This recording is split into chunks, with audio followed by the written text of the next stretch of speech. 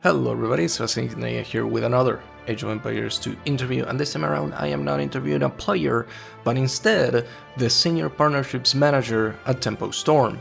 If you don't know why I would want to interview him in relation to Age of Empires, then I have to ask if you've been living under a rock for the last 7 days. No, of course I am talking with Ryan Turner because Hera was signed to Tempo Storm, and I wanted to hear a little bit more details. I wanted to ask a couple of questions that the community has been having on their minds since the day of the announcement, and I also wanted to ask about, well, they are the second org to join this week. Of course, Gamer Legion joined earlier by 2 days. So, of course, if you want to check the interview that I did with Gamer Legion's representative Julian, you can check the description below for the link to that interview. But of course, this is not about Julian, this is about Ryan Turner. So please, enjoy. I want to start with something that, from the community's reception of the news of Tempo entering Age of Empires, the Age of Empires competitive scene, one of the main questions that everybody had was, why only Hera? You know, Hera was part of Aftermath, and he's been part of Aftermath for a very long time. So everybody wanted to know, like, why go with a single player? What is the strategy behind that? Yeah, of course. It's, being a larger organization, we have very specific goals and initiatives when we approach a new community, a newer community to us, I should say. And I think there's a lot of ways to go with this question. It's pretty broad, as even if it doesn't seem so, because the things that we need to consider as an organization are, at least here at Tempo, we're really focused on, how do we impact to the highest degree communities that we decide to move into or involve ourselves with.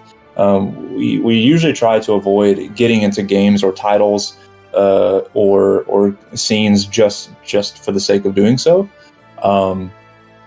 So we like to have a very specific plan and long-term outlook as to, over time, what can we do to impact the Age of Empires scene specifically as a whole.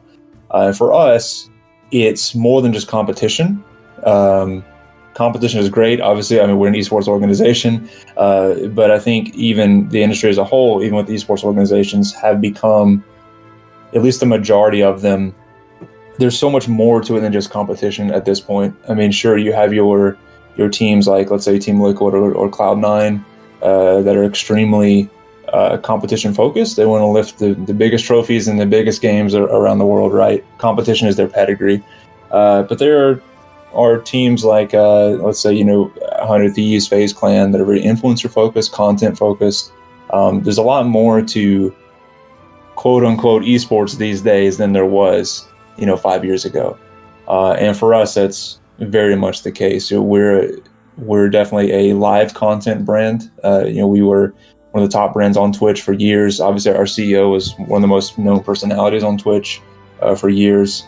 And so that is our pedigree, and that's the kind of talent we'd like to enter into a space with initially. Hera, obviously, being one of the top content creators in Age of Empires, was extremely attractive to us. Him being one of the top competitors also was just it was just kind of a perfect storm for us, so to speak.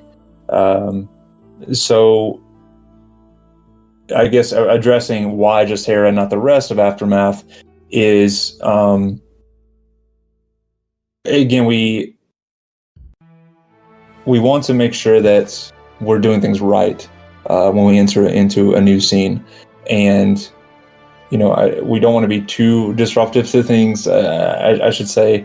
And while we do have plans to expand further in the community, and that may or may not mean competitively or just through content and tournaments, I can't say yet. I would just say that for now, the Aftermath as a whole just didn't fit into at least the initial goals that Tempo has of approaching the space. Does all that make sense? Right. Yeah. I know it's a very long-winded answer but it's perfect. So on that topic, I did an interview a couple of days ago with Gamer Legion. I'm sure you've heard of them at this point. They're the other org Mhm. that kind of came in right behind you guys. Yeah, It that was was a some really interesting. funny overlap between the two of you. That was not planned, by the way. That was Yeah, I should out a tweet to Lidacor, who was doing the Empire Wars tournament at the time, that he should do more tournaments because two organizations came in while he was doing his.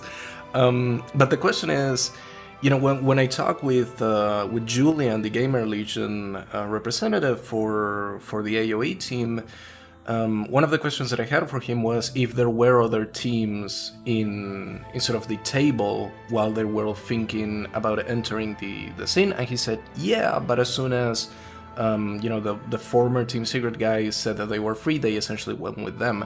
So I want to turn that question to you as well. Was Hera always the kind of objective for Tempo to say, hey, who's the best content creator on AoE right now that we think we can approach and that we think would be a great relationships for the organization? Or did you came into AoE thinking, well, there are a couple of great content creators, we're gonna keep our options open, and it turns out that Hera was the best fit for your sort of brand, for the sort of organization and community that you want to build up here? Yeah, that's a good question. I would say, yeah, let's assume Game Legion didn't approach the scene when they did, and everyone was open.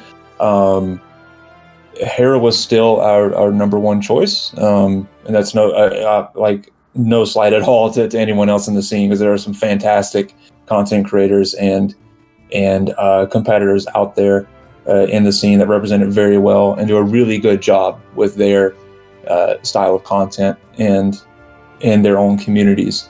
But just for us, again, we have very specific goals for ourselves and for our partners at the organization, and Hera just aligned really, really well with those. Like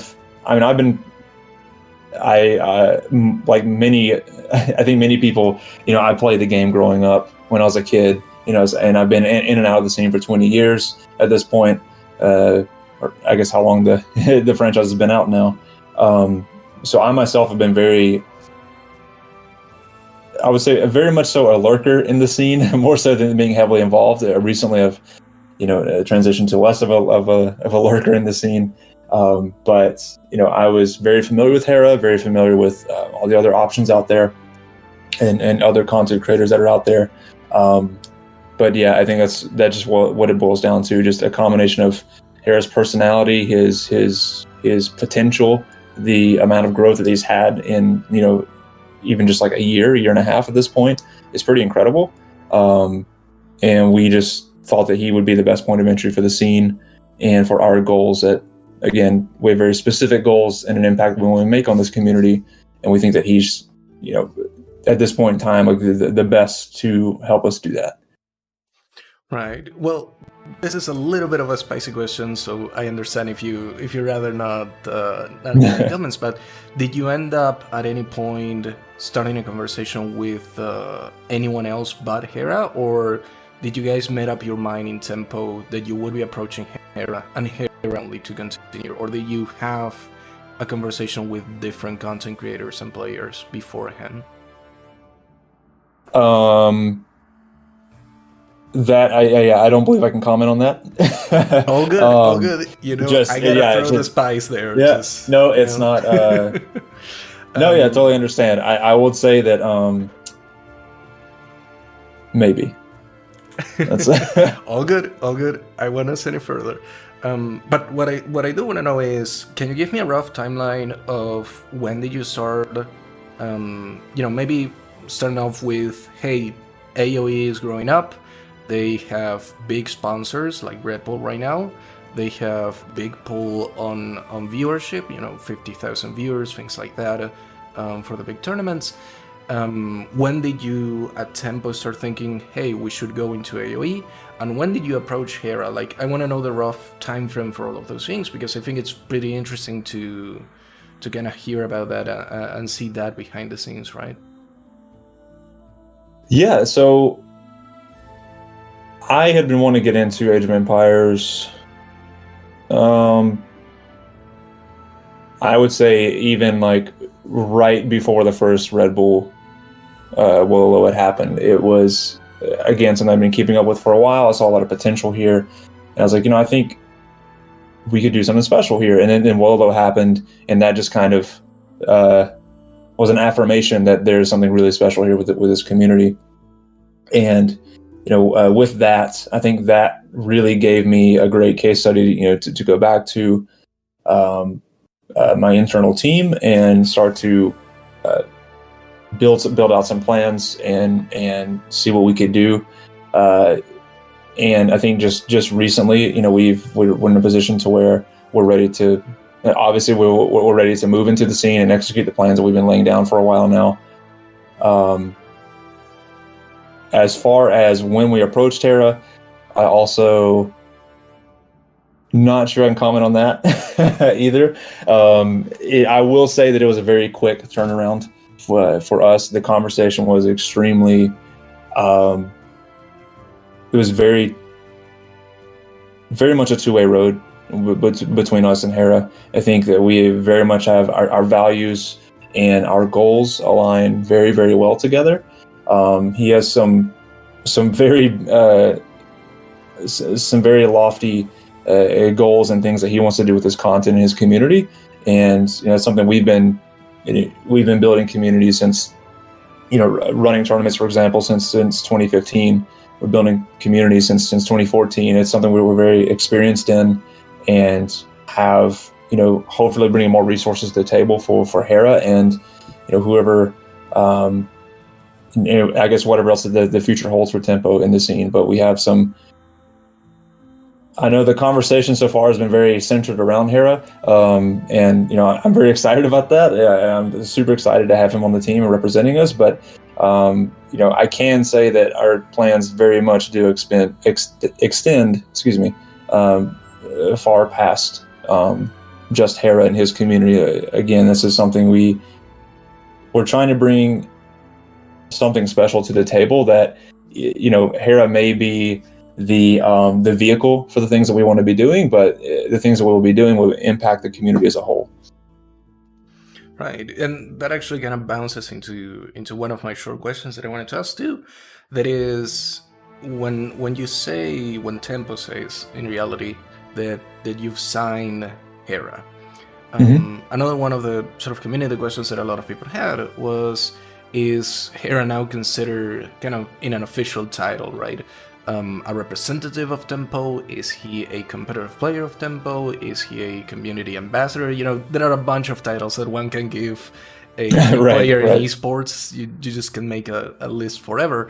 But I kind of want to know, from the perspective of Tempo, they have her here, and as you're saying, Hera is going to be a vehicle for Tempo into the community, and it's going to help expand his community and Tempo's community in AoE. So what is... I suppose the title is not gonna be Vehicle Hera Tempo, right? So no. What can we, for example, as a sort of writer and journalist, how should I define Hera to a public that, like AoE, is not entirely familiar with traditional, or in quotes, traditional esports structure? What do we call him? You can call him Tempo Hera. He is a full representative of Tempo. He is a competitor. He's a content creator. He has a very specific contract built around him. Our expectations of him, his expectations of us. He is a full-fledged member of Tempo, just like anybody else on our team is, just like PVDDR is for Magic the Gathering, just like our Rainbow Six Siege team is for Rainbow Six Siege. He is our competitive and one of our content creator representatives in Age of Empires 2. Awesome. And that's actually, can I plug a little ad here for Tempo? Yeah, sure. Go ahead. Perfect. So that actually kind of takes me to one thing. I think Hera's going to talk about this here soon. You'll start to see, he's in the process of getting his branding updated. Obviously, it takes a little bit of time. We'll start getting sponsors and such rolled out. But one thing which, again, I know we keep going back to community a lot, but it means a lot to Tempo. It's very much at the core of who we are. And for those in the scene that want to be a part of a network of content creators that are very much focused on growing their streams, growing their YouTubes, getting tips and tricks and advice, and being part of a network that is very much that's their North Star. We actually do have a Tempo community team. These are for content creators. I mean, you can have one concurrent viewer, you can have 500. It doesn't matter. Or 0. I don't care. Anyone can sign up for it. But we're up to about 1,100 members now, and this community team is again, you get access to. Well, I mean, you'll see our Tempo Discord that's extremely active with people just networking, playing games together, joining each other's streams, giving advice, and this is a system we built out with our partners at Quest Mode, to where you can complete, you can take part in sponsorship campaigns with us and with our main roster members as well, to get experience through sponsorships or sponsored campaigns like that. You'll get access to video and content pieces from some of our larger streamers like Jake and Bake or Trihex. It's this community we've built up to enable people that have a goal to make content, and if one day they get to the point where they would be able to join the Tempo team on our main roster as well. That's something we use as a scouting pool as well.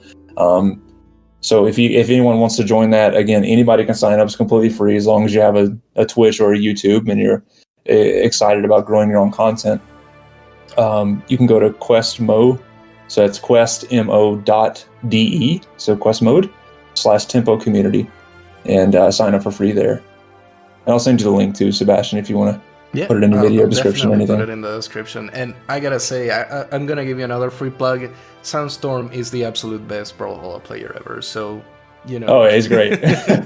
He is a monster, man. Him and Boomy. You guys have Sandstorm and Boomy. That is just flat out unfair. Come on. Yep. We got some other plans too, so it might get even worse with the competition. All right, so last question now, and again, it's a little bit on the business side, but I'm super interested about the business of esports. You're talking to the right person. Yeah, I mean, that is absolutely true. So the question that I have is, we had in the AoE community, we had Team Secret, a super prestigious team, right? Eventually they left, not in bad terms. They simply, they had other objectives in mind. And now we're having two other organizations that, at least from my perspective, are not, like you said before, when you're an esport organization, you usually have different objectives and you put a different amount of efforts into each of those objectives. Some, like Team Liquid and Team Secret, will go almost all of the time into their massively competitive sort of ideals and try to push for those huge tournament wins over and over and over. And then I see these sort of middle ground organizations that is, they're absolutely not bad. I think they're actually particularly good, like Gamer Legion, like Tempo, that have this identity that is more about having a really good branding, having a really good support for their players and their content creators. And the question that I want to ask is, in your sort of professional opinion at this point, do you see Age of Empires getting a general mix, in the future, of more organizations coming in kind of like Tempo? Or are there, in your mind, any possibilities of, maybe Team Liquid saying, hey, Age of Empires is kind of growing, let's just get, use our massive resources to develop incredibly competitive players in that scene and participate in that scene that way? Like, I want to know how do you view the landscape going forward for organizations in the Age of Empires competitive community, which is such a niche topic, but it's amazing. It is very niche, and that's like the blessing and the curse of a community like this too, right? It is, while the viewership is fantastic, obviously again, this is one of the most tight knit communities like I've ever seen or been a part of, and it's the biggest reason we're in the game right now. But also, if I'm being completely honest, there's not a lot of room in the space right now, because it's, you have players like the Gamers Legion squad now, and you have Hera and the AM guys, and a few free agents out there that are really, really good at the game. But I think the skill disparity between those top level players and everybody else is massive. And until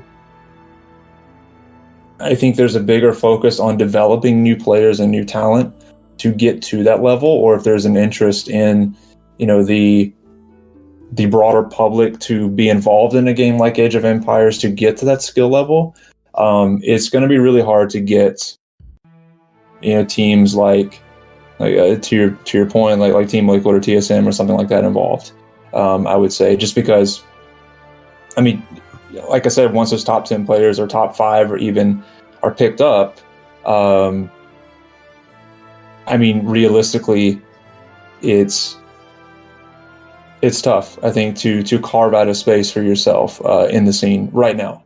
As it currently stands, it's definitely growing and getting better. But but if you look at games that have very large player bases, the beauty is that there's an entire pool of players to pull from. So, for example, let's say games like League of Legends, right? They start off small, obviously exponential growth year over year over year, and the players that were the best in the game and in the world in season 1, 2, and 3 are now probably middle level players of just your average player at this point in seasons 4, 5, or 6, right? The majority of them are, at least. But that's because the game is so massive and the player pool is so huge to pull from, that the amount of skill in that pool is much broader than the amount of skill in a game like Age of Empires, which is much more restricted. Does that make sense where I'm going with that right now? Yeah, absolutely. Yeah. So just strictly from a competitive perspective, because I don't want to make it seem like the potential for the Age of Empires community is capped, because it's not. The skill is capped right now. It is basically, again, because I think that this is one thing that also attracts Hera very much as well, is he seems to have a bit of a focus on enabling the community to get better. If he obviously does guide videos on his YouTube, and if you subscribe to Hera's channel with your Amazon free Prime that you get every month, cough, you get access to build orders that he's worked on and put together, and put alongside other pros and such. And so he's enabling the community to get better, to hopefully facilitate a broader pool of players at the top level of play. So as more players and content creators at the highest level do this, or as more resources are poured into the scene to enable this sort of thing to happen, that's when you can start to see potentially, and the growth is still there as far as viewership and player base is concerned. That's when you're going to start to see these hyper competitive focused teams like Liquid or Cloud9 potentially take interest, right? But right now, I think the player pool at the top level is just extremely small, and that needs to grow first. Nice, awesome. Thank you so much for the very thorough answer there. I really do appreciate going into detail into the sort of inner workings of the mind of somebody in an esport organization. So yeah, that was my last question. So thank you so much once again, Ryan, for taking the time to talk with me. And Hera is playing on King of the Desert 3 right now. I'm sure that you and everybody else at Tempo is going to be very excited to see great result from him. So I also look forward to watching those games. Yep, it's great, man. We're super excited to kick off with Hero. Not only like this a marquee tournament like this, and also shout out to MemTV for putting this on. It's fantastic, and there's that, and then we also have the upcoming Tempo Hera Cup that's going to be held on I believe was it November 14th and 15th. So that'll be like our first real injection of resources into the space directly. So we're excited to get that going with him and getting our partners involved too. That's the thing that's always exciting to me, being the partnerships lead and marketing lead here at Tempo, is getting brands aware of spaces like Age of Empires and communities like Age of Empires that I think are historically not are kind of glanced over sometimes, I think, that are very much deserving of more outside attention. Indeed, I think we can all agree that Age of Empires is well overdue for more attention. So anyway, I hope all of you fine people who have been watching this video have enjoyed it. If you did, do check out the description. There are the links that we previously mentioned in the interview, as well as a couple of socials for both Tempo and I. So go ahead and check those out. And also, if you really like this video, and I don't say this a lot, go ahead and subscribe to the channel, go ahead and leave a like, go ahead and leave a comment. It always helps, and it always helps me then go and get better and better interviews. I mean, this was a pretty fantastic interview, I think, and if you think it deserves your approval, then that's fantastic. But anyway, my name as always is Singularilla. I hope you have enjoyed this interview and have an excellent day.